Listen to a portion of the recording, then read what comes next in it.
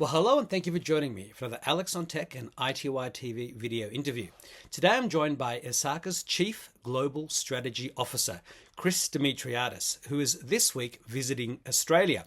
Now, in late December 2025, ISACA was appointed by the US Department of War as the Global Credentialing Authority for the Cybersecurity Maturity Model Certification, CMMC program, the cybersecurity framework now being embedded into US defense procurement and global supply chains, and which, upon maturity, is expected to be one of the largest cybersecurity certification programs in the world. And Chris has joined us to speak about this development. Chris, welcome to the program. Thank you, Alex. Great to be here. Thank you for taking the time. Now, Chris, for those who need a reminder about ISACA, can you please briefly remind us of the organization's mission and history, which were obviously key factors in the Department of War's decision to appoint ISACA to this role? Absolutely. So ISACA is a global non-for-profit organization. And what we do is that we train and certify individuals in a number of domains, from cybersecurity to IT audit, privacy, governance, risk, and overall those adjacent professions that create more confidence and trust in digital ecosystems.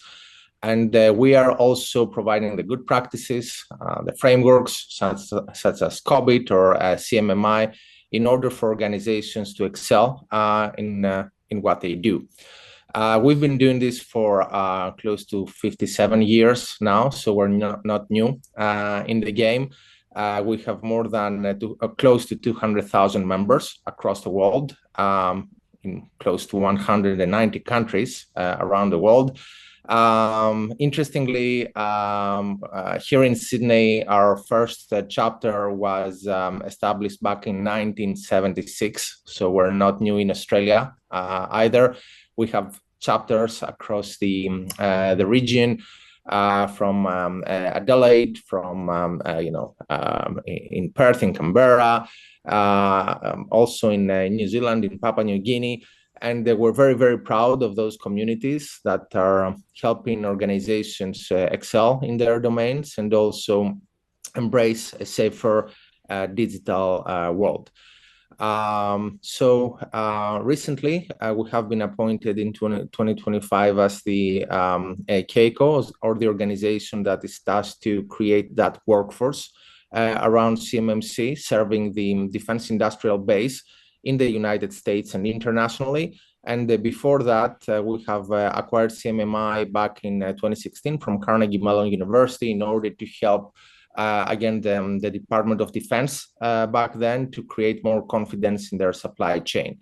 So our mission is to support our members throughout their careers and to help them excel, and also help those organizations excel in order to support local economies at the end of the day.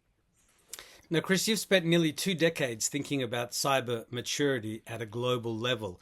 So how does the CMMC genuinely raise the bar and help to reduce breaches? CMMC is based on US NIST security standards, special publications 800, 171, or 172 in brief. Those are considered the golden standard in protecting information and in cybersecurity. And those standards are coupled with a maturity assessment framework in order to bring CMMC into light. We believe that this is a very important framework in order to create confidence in the whole supply chain in the defense industrial base, especially taking into account that this industry is critical. It has critical cybersecurity requirements, and we need to create a more harmonized minimum level of cybersecurity in order to serve that industry. Our role is more with people, and again, at the end of the day, it all starts with people, with trained professionals who are able to do the job. And my personal opinion is that also CMMC can go beyond the defense industrial base and being embraced as a cybersecurity framework for many other industries across the economy. Yeah, well, I did want to actually ask you about that a little bit further on, but it's good to hear that. Now, for an Australian defence supplier, say a mid-tier engineering firm in the AUKUS supply chain, what does the practical journey to CMMC certification actually look like? You know, the costs, the timeframes, the pain points, etc.? First of all, I will repeat that it all starts with people. So we need to get a trained workforce, holistically trained workforce into place because those are the people who will analyze the risk, who will select the right controls, who will design cybersecurity architectures. Those are the people who are at the end of the day going to customize the CMMC framework on the needs of its organization, of its supplier, of its vendor. Then it's pretty straightforward. It's based on a risk assessment. It's a risk-based framework.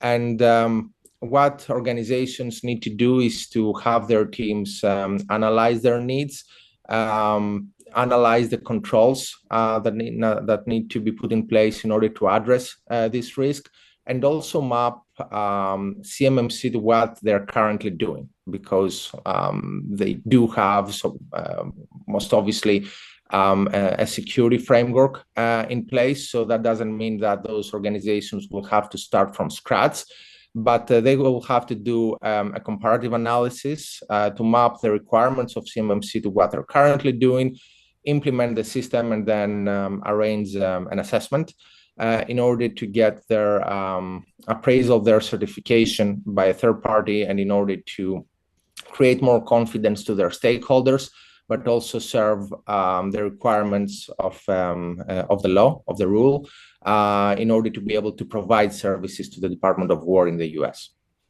And I mean, in a way, the next question I'm about to ask almost sounds like it was answered by this question, but Australia already has the essential aid, we have the SOCIAC reforms, and we have our own defence supply chain assurance efforts. So how should organisations in Australia and New Zealand think about the relationship between these domestic frameworks and the CMMC? Those are great frameworks. They're great rules. They describe the great controls around, how to strengthen your cyber posture, how to analyze risk in this particular industry, in this particular domain. So I would say they're complementary, and this is why I said earlier on that they don't have to start from scratch. Yeah. CMMC has specific controls, a little bit more than 100 controls that they need to put in place for a level 2 assessment. CMMC has 3 levels. So level 2 has a requirement for close to 100 controls, let's say, and then a few more are being added for level 3. So again, what they have to do is to map what they're currently doing, cross-check what they're currently doing with the required controls, and those are not necessarily new controls. I mean, it's still cybersecurity. It's about risk assessment. It's about incident response. It's about access control. So they have to map them and then go through the transformation journey in order to be able to comply with CMMC. Being a level 3, it's a little bit more challenging, but it's also very, very useful, very, very important, because level 3, for example, is addressing advanced persistent threats. And especially in that industry, this is of very high importance. Yeah, absolutely. I mean, it's always interesting to hear that, attackers have been in the system and they've been monitoring things for a long time before they deploy whatever the payload is. So, yeah. Now, you're creating new pathways for CMMC assessors and instructors globally, and Australia already has a well-documented cybersecurity skills shortage. So where are these qualified assessors going to come from in this region, and how quickly can the pipeline be built? Yeah, this is a challenge not only for the region. It's a global challenge, the skills shortage, and this is something ISACA is working very, very diligently on in order to be able to address it and help governments like the Australian government in order to address it. So we do, CMMC builds upon the existing workforce. So there are a number of prerequisite certifications before you become a CMMC assessor or practitioner. A few of those are ISACA ones. So we do have an established member base in the country, in the region. We do have an established certified workforce based on ISACA credentials. And don't get me wrong, it's not only ISACA. Those credentials come from other associations as well. So the idea is to upskill those professionals based on the requirements of CMMC, teach them how to appraise, how to practically implement CMMC in a digital ecosystem, and take it from there. At the same time, we're working very closely with universities around the world and in the region as well, in order to not only create this workforce that's needed from upskilling existing professionals, but also through students that are willing to follow this career in cybersecurity in the defense industrial base, or again in any other industry that wants to adapt this golden standard that comes from the defense industry. So we have a plan, and we're very confident that the existing workforce can be upskilled in order to address the gap, and at the same time to feed the funnel in order to create that workforce from new entrants in those professions. Now, I've been listening to what you've been saying, and you more or less have responded in the affirmative to my next question, but the US is effectively embedding its cybersecurity compliance framework into allied nations through procurement leverage. But this should be a welcome standardization for greater defense and cybersecurity cooperation and readiness, right? Absolutely, and for a number of reasons. One reason is that this reduces complexity. It's better to have a harmonized standard beyond country boundaries and within an industry, in order to be able to provide clear requirements to those who operate in that industry. Especially for multinational companies, this is highly important in terms of reducing complexity. The other reason is that relates to trust, to stakeholder trust at the end of the day. And let's not forget that the stakeholders may be all those defense departments that are associated with this business. But at the end of the day, it's us, it's the citizens themselves, because the defense industry is part of a set of infrastructures that is considered critical.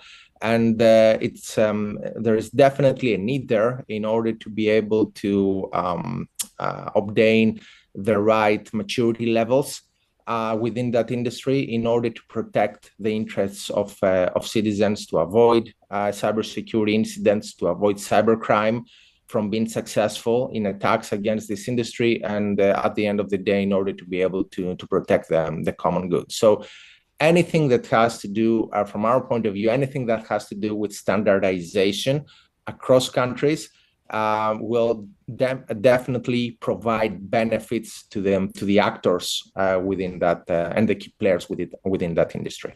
Yeah, excellent. Now, you also hinted at the answer to this next question as well earlier, but given the rapidly evolving and maturing cybersecurity landscape, thank goodness, do you see the CMMC or something shaped by it also becoming the benchmark for critical infrastructure, energy, and financial services more broadly, especially how they're so critical to, civilization and life as we know it?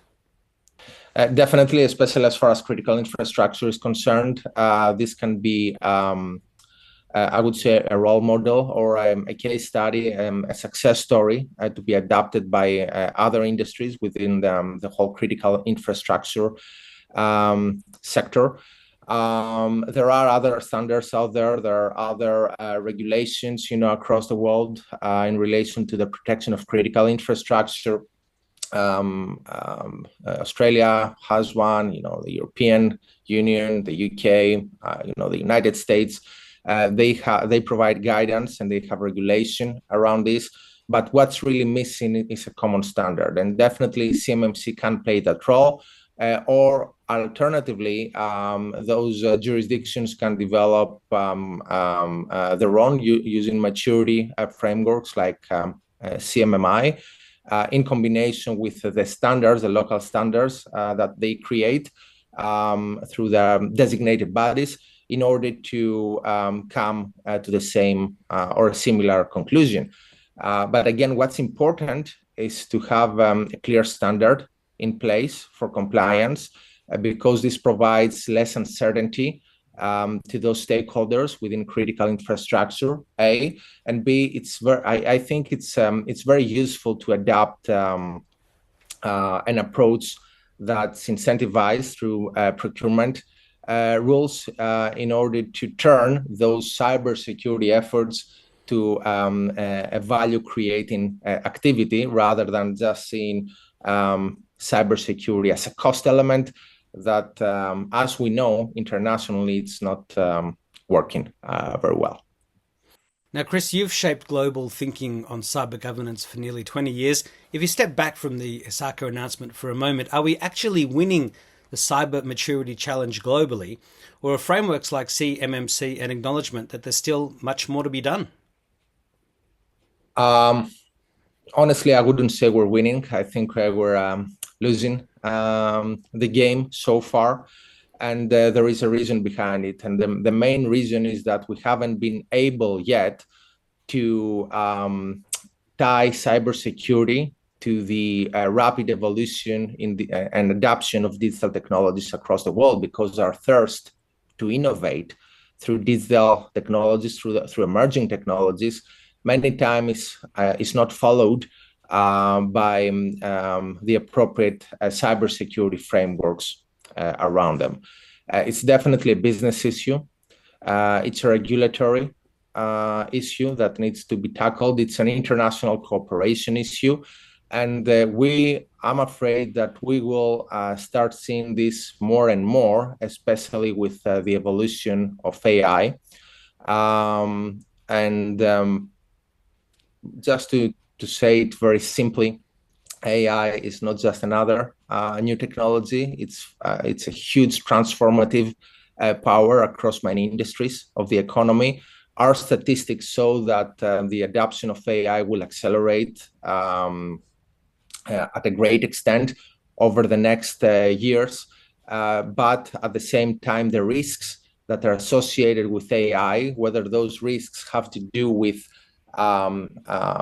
opening the door for attacks against AI implementation, breaching privacy, breaching integrity, breaching the confidentiality of systems, and so on, is a fact. Or if those attacks, or even the weaponization of AI or the use of AI by adversaries may also magnify this risk, because we see AI being weaponized more and more. We see more deepfakes, more successful social engineering attacks being enabled by AI, and this is very scary. So what I'm trying to say is that we feel that nowadays we're at a crossroad. We need to make a decision around creating a stronger workforce in cybersecurity and a stronger capability in cybersecurity before it's too late. And this is because, again, AI is fueling those cybercrime groups. It's fueling cyber attacks, and we really need to make more robust and serious decisions around cybersecurity in order to protect the communities, in order to be able to protect human life, especially when critical infrastructure is concerned, in order for us to be able to protect the interests of citizens around the world.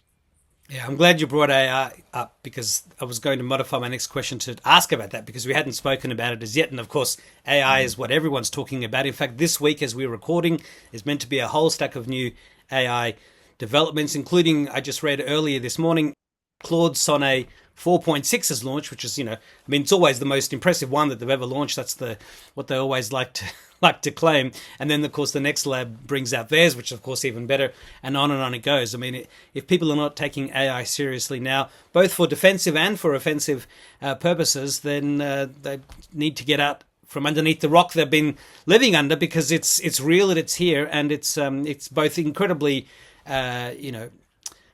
future thinking and incredibly scary at the same time. And no doubt you're seeing that as well, as you've just discussed. Now, what else do we need to know about ISACA, the CMMC, and anything else that you're doing that we need to know about, including why you're here in Australia this week? So we are committed into creating a more holistically trained workforce, and this is why we're not only investing in the vertical expertise of the individuals, the professionals that we train, but we're also cross-fertilizing content across domains.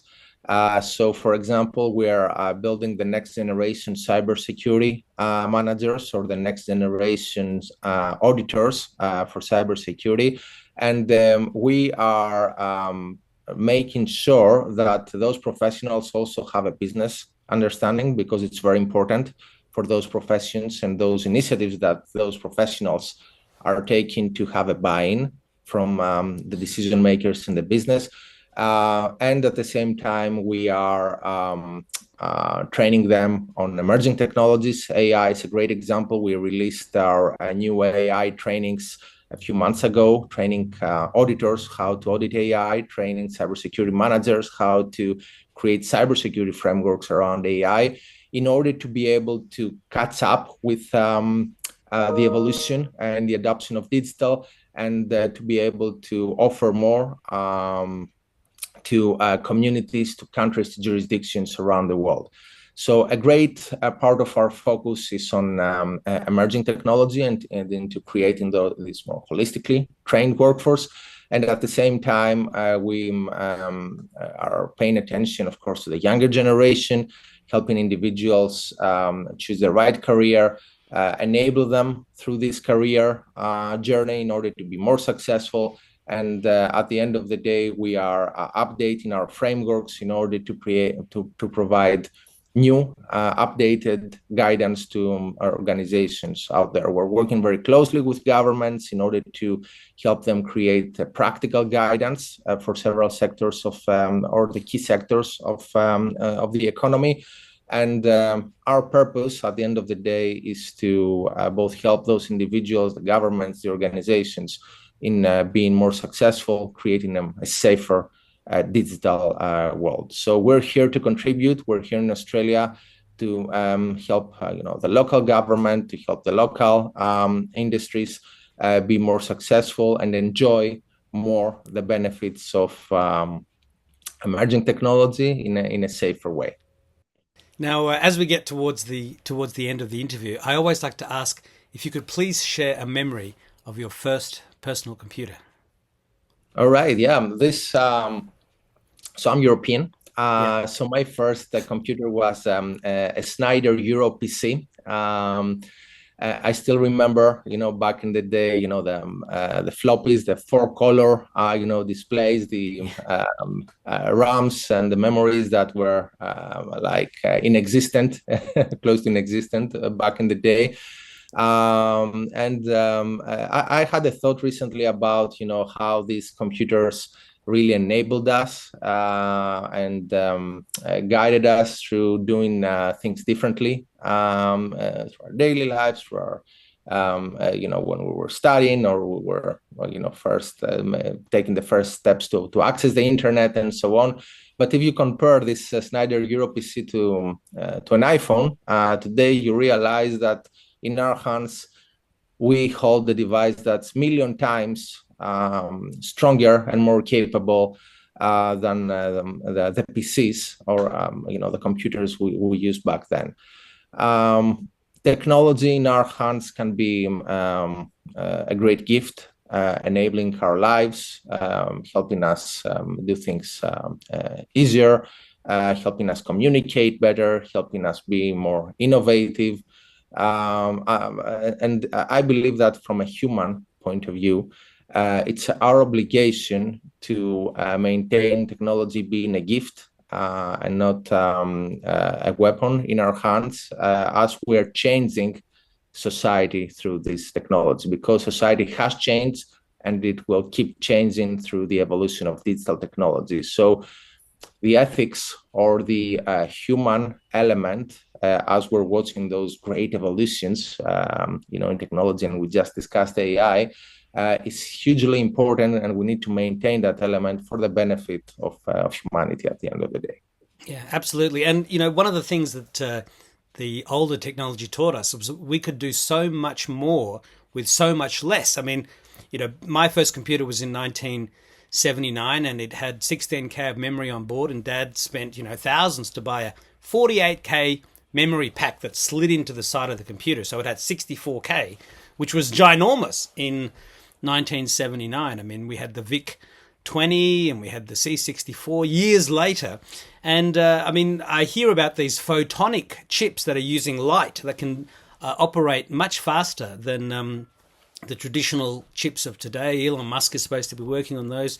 And given that AI's, a query is supposed to take one 600 ml bottle of water to cool the system to give you your ChatGPT answer, I mean, we really are looking at technology to help us solve the problems of, too much energy usage and that having gigabytes and terabytes of memory and storage at our disposal when we used to do things on audio cassettes and floppy disks. We've got to think back to how we did so much with so little resources and appreciate the riches, but know that we can be overusing some of that technology and wasting a lot of cycles and energy. And I think this next 10 years is going to be really looking and focusing on that, and that's going to be good for defense and good for everybody else too, to be much more careful with our resources. Definitely, and I'm happy you made that point, because quantum is coming as well sooner than we thought. And if we put everything together, the capability of quantum together with what we have discussed about AI, this is going to definitely change the world in the next few years. Yeah. Now, my second last question is to always ask if you could please share some of the best advice you've received in life to help you get where you are today.